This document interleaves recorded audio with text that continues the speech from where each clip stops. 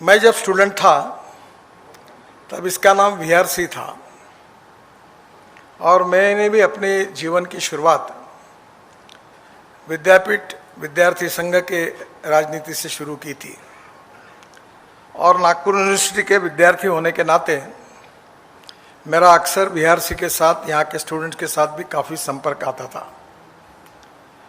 जो विशेष रूप से मेरिट में पास होते थे उन्हीं को एडमिशन मिलती थी और एक प्रकार से यहाँ एडमिशन मिलना ये बहुत प्रेस्टिजियस माना गया था और इसलिए मुझे इस बात की खुशी है कि इस इंस्टीट्यूशन ने देश को अनेक ऐसे इंजीनियर्स दिए हैं कि जिनके जीनियस आउटस्टैंडिंग परफॉर्मेंस के कारण अनेक क्षेत्रों में काफ़ी बड़ा परिवर्तन हुआ है।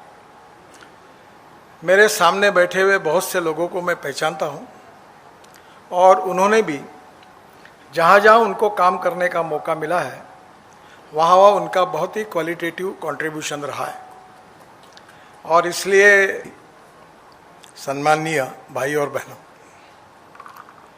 सबसे पहले डायमंड जुबली के उपलक्ष्य में मैं सभी विद्यार्थियों को, प्राध्यापकों को और विशेष रूप से वीएनआईटी को वर्ल्ड रिकॉग्नाइज इंस्टीट्यूशन करने में जिन लोगों ने आज तक कंट्रीब्यूशन किया है, ऐसे सभी लोगों को हृदय से बहुत बहुत शुभकामनाएं देता हूं, शुभेच्छाएं देता हूं।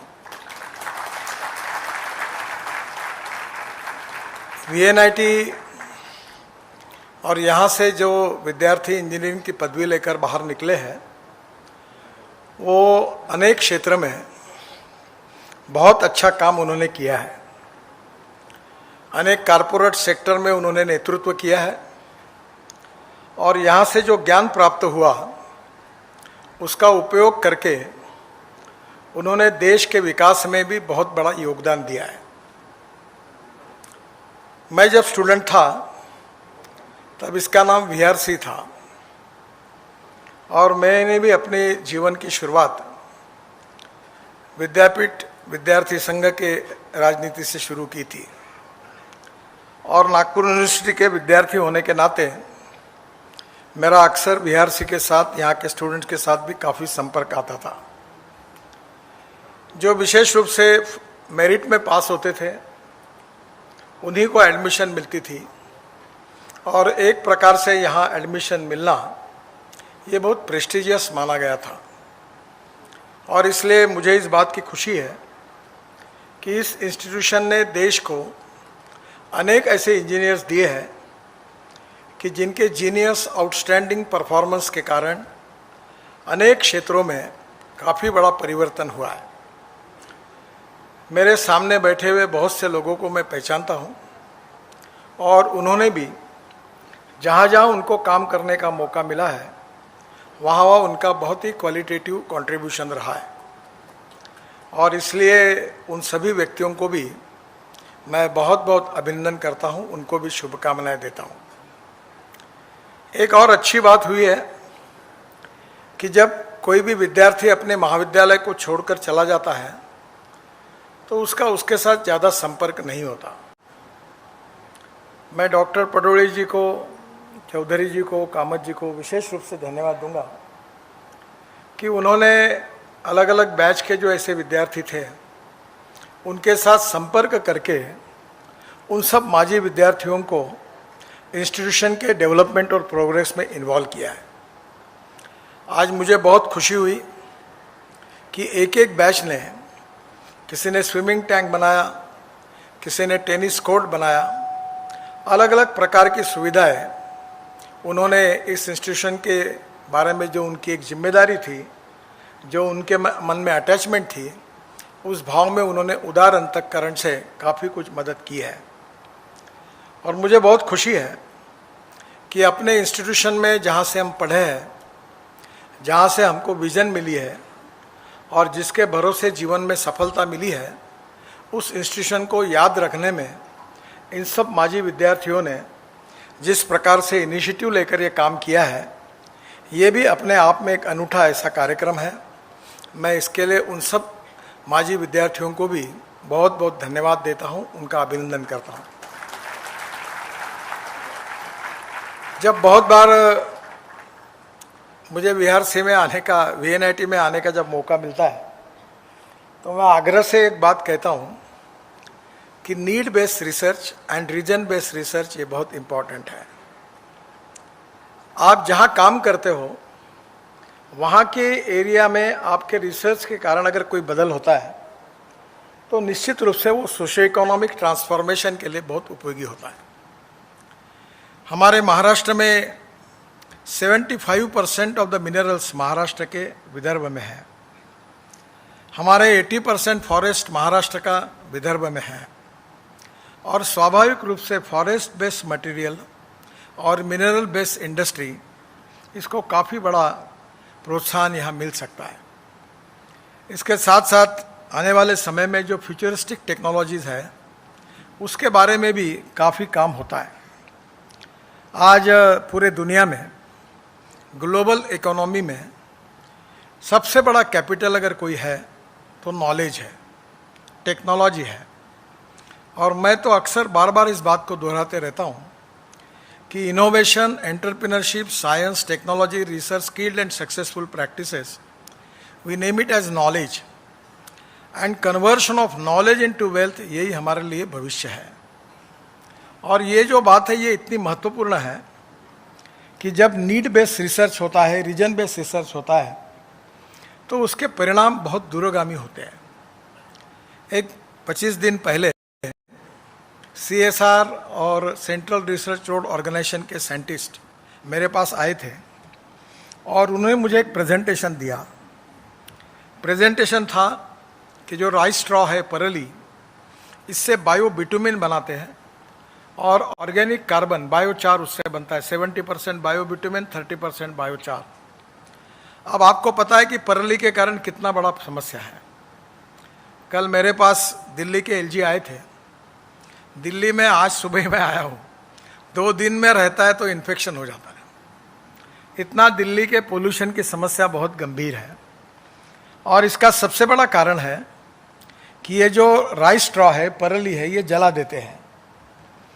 अब इंडियन ऑयल ने सोनीपत में 1 लाख टन परली वो ले रहे हैं और उसमें से 1 लाख लीटर इथेनॉल और करीब 150 ton bio bitumen per day तैयार कर रहे हैं।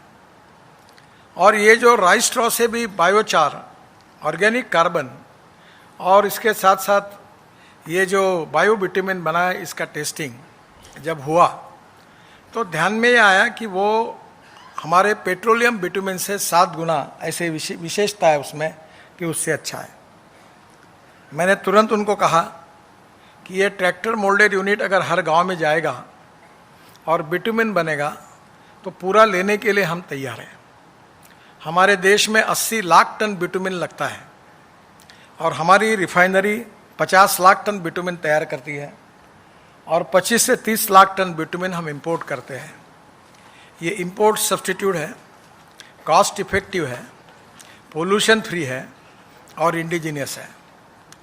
इस प्रकार की अनेक बातों पर संशोधन हो रहा है और ये विशेष रूप से बहुत इम्पॉर्टेंट है। मैं ऑटोमोबाइल के साथ मेरा मंत्रालय का संबंध होने के नाते मैंने तो तय कर दिया कि ये पेट्रोल और डीजल को देश से निकाल देना, क्योंकि इसके कारण जो नुकसान हो रहा है वो बहुत बड़ा है। Pollution is a big concern और इसके साथ साथ कभी कभी विशेष रूप से ये हमारे लिए एक समस्या बनी हुई है कि पेट्रोल और डीजल और जो फॉसिल फ्यूल है उसका इंपोर्ट 17 लाख करोड़ रुपए पर हुआ है। इस देश के इकोनॉमी से 17 लाख करोड़ बाहर जा रहे हैं और ऊपर से इतने बड़े प्रमाण पर हमारे यहाँ पोल्यूशन हो रहा है। Public transport on electricity, ropeway, cable car, funicular railway, बहुत सी बातें हैं, मास रैपिड ट्रांसपोर्ट। अभी हम नागपुर में ब्रॉडगेज मेट्रो बना रहे हैं। काफ़ी कम पैसे में अच्छा काम हो सकता है। लद्दाख और लेह में हमारे एक IIT के इंजीनियर ने गोवा में एक फेनिकुलर रेलवे बनाई और मेरे पास 700-800 करोड़ रुपए लद्दाख लेह के CRF के बाकी थे। तो मैंने गवर्नर साहब को कहा कि वो पहाड़ी पर लोग रहते हैं, तो उन्होंने ऐसा डिज़ाइन किया कि जानवरों को भी ले सकते हैं, भेड़ बकरी को, मोटरसाइकिल भी को ले सकते हैं, ऊपर में लोग भी बैठ सकते हैं और ऊपर तक जा सकते हैं। तो करीब 40 योजना तैयार की है और अभी हम उसका इम्प्लीमेंटेशन करने जा रहे हैं, जो इंडिजिनस टेक्नोलॉजी है।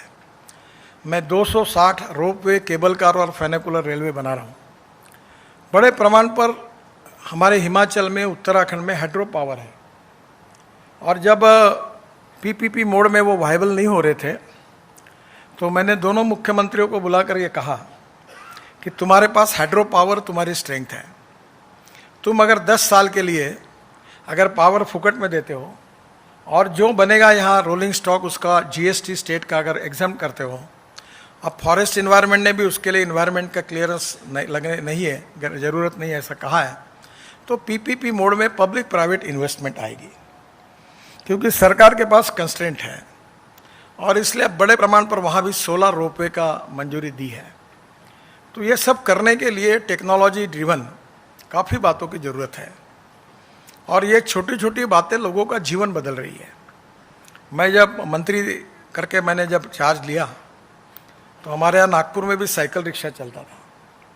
महल से निकलकर हम लोग 2-2 लोग, 4 लोग उसमें बैठते थे, तो तिलक पुतले के चढ़ाव पर वो खींचता था। वो मन को बहुत वेदना होती थी कि ये कितनी बुरी परिस्थिति है। डॉक्टर राम मनोहर लोहिया कहते थे कि मैं जिंदगी भर ऐसे रिक्शा में नहीं बैठूंगा। दीनदयाल उपाध्याय कहते थे कि जिस दिन ये प्रथा बंद हो जाएगी उस दिन इस देश के इतिहास में सुनहरा दिन होगा। और जब मैं इसका मैकेनाइज्ड ड्रिवन ई रिक्शा की कानून को ला रहा था तो मेरे ऑफिसर्स ने मुझे कहा कि ये एक्सल तो इसका बजाज का है, ये टीवीएस का चक्का है, ऐसा है, ये सब यूज़ कर रहे हैं। तो कंपनी आ गई कोर्ट में, उन्होंने कहा कि हमारा मटेरियल यूज़ करके ये ई रिक्शा बना रहे हैं। तो काफ़ी विवाद हुआ सुप्रीम कोर्ट में, तो मैं भी अस्वस्थ हो गया, 6 महीने लटका रहा मामला। तो अटॉर्नी जनरल को बुलाकर मैंने कहा कि आप, मुझे लगता है कि मैं भी सुप्रीम कोर्ट में अगर अपीयर हो सकता हूँ तो मुझे अनुमति दो। तो उन्होंने कहा सर ऐसी प्रथा नहीं है, पर आप मुझे बताइए। तो मैंने उनको कहा ये 1 करोड़ लोग आदमी को आदमी धोने का काम कर रहा है, खींचने का काम कर रहा है, ये अमानवीय प्रथा है। और इस प्रथा को बंद करने के लिए महात्मा गांधी जी ने कहा है कि जब गरीब के हित में अगर आप कोई निर्णय करते हो तो कानून तोड़ना पड़ता है तो जरूर तोड़िए।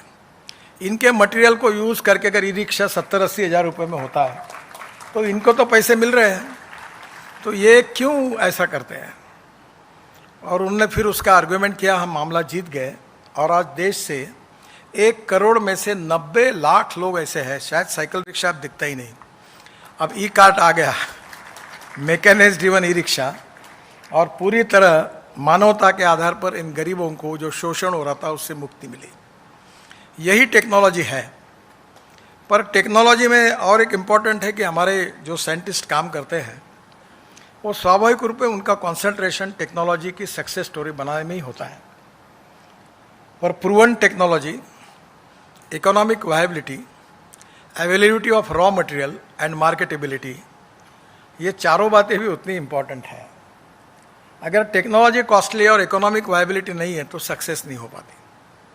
और इसलिए हमारे देश में अभी प्रधानमंत्री जी ने जय जवान जय किसान के साथ जय विज्ञान की भी बात की है, और मुझे लगता है कि इसमें बहुत महत्व है।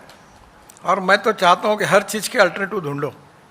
ये सीमेंट वाले और स्टील वालों ने मोनोपोली करके, शायद कमल साड़ा मेरे ऊपर नाराज हो गए हैं, ये कार्टेल कर करके रेट बढ़ा कर हमको बहुत ज़्यादा पैसा लेना पड़ता है। अभी मैंने वो फाइबर ग्लास का वो भी स्टील लाया है। आप अभी नया कंक्रीट की कल्पना आ रही है। अगर कंपटीशन रहेगी तो सब बराबर ज़मीन पर ठीक चलेंगे, मोनोपोली हो जाएगी तो आसमान पर हाथ टेक जाएंगे, तो फिर वो एक्सप्लॉइट करेंगे। तो different type of material alternative तैयार होने चाहिए। टेक्नोलॉजी में फ्लैश जैसे वेस्ट मटेरियल के उपयोग का भी एक बहुत बड़ा पार्ट है। और वेस्ट मटेरियल हर रीजन में, हर ज़िले में जो होते हैं उसका उपयोग करना चाहिए। मैं अभी एक कोशिश कर रहा हूँ, मैं तो कोई इंजीनियर नहीं हूँ, पर बहुत बार लोग मुझे गलती से इंजीनियर समझते हैं। तो मैं बहुत बार कहता हूँ कि अभी मैं इंजीनियर नहीं हूँ, पर मुझे अभी 3 डिलीट मिली है, चौथी अभी मैं कल लेने वाला हूँ। तो ये डिलीट भी मुझे मिली तो मुझे अपनी हंसी आती है। मैं बीआरसी का फॉर्म भरने के लिए आया था तो मुझे एडमिशन नहीं मिली क्योंकि मेरा परसेंटेज बहुत कम था। अब लोग बोलते कि आप इंजीनियर हो, तो मैं बोलता हूँ मुझे तो एडमिशन भी नहीं मिली तो मैं कैसे इंजीनियर हूँ। तो बोले आपके 6 वर्ड रिकॉर्ड हो गए इंजीनियरिंग के। तो मैंने कहा ये तो मेरा क्रेडिट नहीं है। अभी मुझे जो 3 डिलीट मिली उसमें 2 एग्रीकल्चर साइंस की मिली। तो स्वाभाविक रूप से मुझे तब कभी कभी हंसी आती है कि मुझे तो एडमिशन भी नहीं मिल पाई थी। अब बहुत कॉन्वोकेशन में आईआईटी में इंजीनियरिंग कॉलेज में मैं जाता हूँ और मैं जो मुझे लगता है वो बोलता हूँ। तो मुझे अभी अमेरिका में काफ़ी लोग सुनते हैं। मैं बीसीजी कंपनी के कार्यक्रम के लिए गया था, तो वर्ल्ड की इवेंट थी। तो उन्होंने मुझे कहा कि आप ही आइए, ये पूरी वर्ल्ड में रिले होने वाली है। तो मैंने उनको कहा कि आप वर्ल्ड में हो रही तो आप अमेरिका वाले किसी को बुलाओ, मुझे क्यों बुलाते हो। तो बोले अमेरिका के लोगों का चॉइस है कि आप बोलो। तो मुझे कभी कभी इस बात का आश्चर्य लगता है। मैं तो प्रैक्टिकल बात कहता हूँ, और छोटे छोटे लोग ये काम करते हैं। पेशवे जी है यहाँ, उन्होंने एमएसएमई में एग्रीकल्चर रूरल में काफ़ी अच्छे रिसर्च किए। कल मुझे 2 दिन पहले छत्तीसगढ़ के मुख्यमंत्री जी ने पूरे बिल्डिंग को गोबर से बनाए हुए पेंट को सरकार में मैंडेटरी कर दिया। अब ये जो पेंट मेरे काल में शुरू हुआ, ये इतना अच्छा पेंट है, डिस्टेम्पर भी है, इनेबल भी है, दोनों भी है, और क्वालिटी में मार्केट के किसी पेंट से कम नहीं है और आधे प्राइस में है, जिससे 5 रुपये किलो गोबर का भाव हो जाएगा तो गाय कोई बेचेगा ही नहीं। गोमूत्र की कीमत, गोबर की कीमत और दूध की कीमत, तो टेक्नोलॉजी बदल कर सकती है। और इसलिए टेक्नोलॉजी को हमारे सरकार की, मोदी जी की सर्वोच्च प्राथमिकता है। और टेक्नोलॉजी से ही देश का भविष्य बनने वाला है, एक्सपोर्ट बढ़ने वाला है, एम्प्लॉयमेंट पोटेंशियल बढ़ने वाला है, ग्रोथ बढ़ने वाली है, और सबसे इम्पॉर्टेंट वेल्थ हमारे देश में तैयार होने वाली है। और ये वेल्थ क्रिएट करने से ही आत्मनिर्भर भारत बनने वाला है। इसी करने से सुपर इकोनॉमिक पावर इंडिया बनने वाली है। केवल मेरी आखिरी में एक ही प्रार्थना है कि हमारे टोटल जीडीपी ग्रोथ में करीब 22 to 24% मैन्युफैक्चरिंग सेक्टर से आते हैं, 52 to 54% सर्विस सेक्टर से आते हैं, और एग्रीकल्चर की कंट्रीब्यूशन 12 से 14% है। हमारी एक समय 80% पॉपुलेशन गाँव में बसती थी, अब हमारी 65% ही पॉपुलेशन गाँव में है। गांधी जी कहते थे कि हमारा देश गाँव में बसता है, पर 30% पॉपुलेशन माइग्रेट हुई है। और जो माइग्रेट हुई वो खुशी से नहीं हुई है, वो माइग्रेट इसलिए हुई है कि वहाँ अच्छे एजुकेशन की फैसिलिटी नहीं, अच्छी स्कूल नहीं, अच्छे हॉस्पिटल्स नहीं, रोजगार नहीं, एग्रीकल्चर प्रोडक्ट्स को सही भाव नहीं। तो स्वाभाविक रूप से वहाँ बड़े प्रमाण पर माइग्रेशन हुआ। मैं बहुत 2004 से काम कर रहा हूँ। अब मुझे उस समय पहले कोई भी बात आउट ऑफ बॉक्स करो तो कोई विश्वास ही नहीं रखता, घर वाले भी नहीं रखते। जब मेरे पत्नी ने मुझे एक बार कहा, मैं खाना खाने बैठा था, तो मैंने कहा कि पानी से हाइड्रोजन निकलेगा और वो नाग नदी का पानी है, वो शुद्ध होगा, फिर सोलर लगेगा, फिर इलेक्ट्रोलाइजर आएगा, फिर हाइड्रोजन निकलेगा और गाड़ी चलेगी। तो उन्होंने मुझे कहा कि तुम्हारे बातों पर मेरा ही विश्वास नहीं बैठता तो बाकी लोगों का कैसे बैठेगा। तो मैंने विक्रम किर्लोस्कर जी को फ़ोन किया। आज उनका देहांत हो गया है, अभी नहीं है वो, अभी 1 आध महीने पहले। बहुत अच्छे थे, ये बायोफ्यूल में उनने मेरे साथ बहुत अच्छा, टोयोटो के चेयरमैन थे इंडिया के। तो उनको मैंने कहा विक्रम कुछ भी करो, मुझे हाइड्रोजन वाली गाड़ी दो। बोले उसका परमिशन, ये उन लोग बाकी छोड़ दो, सब परमिशन मैं मंत्री हूँ, मैं लाता हूँ, मतलब भेज दो गाड़ी। वो गाड़ी मैंने लाई तो पहले पार्लियामेंट में ऑब्जेक्शन लिया कि हाइड्रोजन स्फोट हो जाएगा पार्लियामेंट में, तो गाड़ी कैसे आएगी। यानी लोगों के मन में बहुत संभ्रम थे। सब क्लियरेंस हो गया, मैं हाइड्रोजन की गाड़ी मेरे घर पर है, मैं घुमाता हूँ, हर मुख्यमंत्री को चक्कर देता हूँ आए के बाद, बोलता हूँ ये तुम्हारे यहाँ करो। अभी फ्लेक्स इंजन की गाड़ी है वो देता हूँ, और मैं अभी इलेक्ट्रिक के गाड़ी में ही चलता हूँ या इथेनॉल की, मैं पेट्रोल डीजल के गाड़ी में नहीं बैठता। तो मैंने तय किया कि इसमें नहीं बैठता। तो धीरे धीरे लोगों को विश्वास पड़ता है, इट टेक्स सम टाइम। तो मुझे लगता है कि ये जो निश्चित रूप से जो वेस्ट अवेलेबल है एग्रीकल्चर में, वो मेरा विश्वास है कि हमारा किसान अन्नदाता जो है वो ऊर्जादाता बन सकता है। और ये VNIT में आप थोड़ा काम करिए हमारे गांव, गरीब मजदूर और किसान के लिए। ये बहुत आवश्यक है कि चंद्रयान का संशोधन, सैटेलाइट का संशोधन, सब कुछ करो आप, ये कोई महत्वपूर्ण नहीं है, पर हमारे जीवन में उसका क्या उपयोग है? इसका उपयोग देश के लिए है, पर हमारे यहाँ कोई ऐसी टेक्नोलॉजी जो यहाँ के गांव के लोगों की तस्वीर को और भविष्य को बदल देगी, तो हम आपको जीवन भर नहीं भूल सकते। और इसलिए अब green hydrogen, ethanol, flex engine, electric, अब इलेक्ट्रिक बैटरी में हमारी मैडम बैठी है उद्वरी से, इन्होंने बहुत अच्छा काम किया है ARI में। तो अब काफ़ी बड़े प्रमाण पर ये सब हुआ है। JCB को मैंने कहा था अभी कंस्ट्रक्शन इक्विपमेंट वालों को कि आप CNG यूज़ करो। मेरे आग्रह के कारण ज़बरदस्ती उन्होंने JCB बनाया। अब रशिया में उनको 1000 JCB का ऑर्डर मिल गया। तो मुझे लगता है कि ये निश्चित रूप से आने वाले समय में futuristic technology agriculture rural centre मानकर और गांव, गरीब, मजदूर, किसान के कल्याण के लिए टेक्नोलॉजी को प्रायोरिटी देनी चाहिए। दूसरा, एनवायरनमेंट पॉइंट ऑफ व्यू, क्योंकि ecology, economy and ecology and environment, economy and ethics, 3 pillar बहुत इंपॉर्टेंट है। और अभी तो प्रदूषण बहुत ही महत्वपूर्ण है, और इसलिए प्रदूषण को दूर करने के लिए हमको बहुत ताकत से काम करना चाहिए, अन्यथा इसके कारण हमारे स्वास्थ्य के ऊपर बहुत गंभीर परिणाम हो रहे हैं। तो मुझे लगता है कि समाज की आवश्यकता, गांव, गरीब, मजदूर, किसान की आवश्यकता, रूरल एग्रीकल्चर, ट्राइबल सेक्टर की आवश्यकता, इसके रिसर्च को प्राथमिकता दो। बाकी भी रिसर्च करना चाहिए, वो देश के लिए आवश्यक है, वो नहीं करना चाहिए ऐसा मुझे नहीं लगता। आज तक भी आपने बहुत अच्छा काम किया है और आगे भी ऐसा काम होगा। डॉक्टर पडोली जी के नेतृत्व में काफ़ी परिवर्तन हुआ। पिछले बार जब मैं यहाँ आया था, प्रणब मुखर्जी आए थे, तब आपका हॉल देखकर मैं बहुत गंदी कमेंट्स करके यहाँ गया था कि आप इंजीनियर हो, आर्किटेक्ट हो, इतना घटिया हॉल बना हुआ है यहाँ, तुम इसको तोड़ दो। पर आपने उसी को अच्छा बनाया।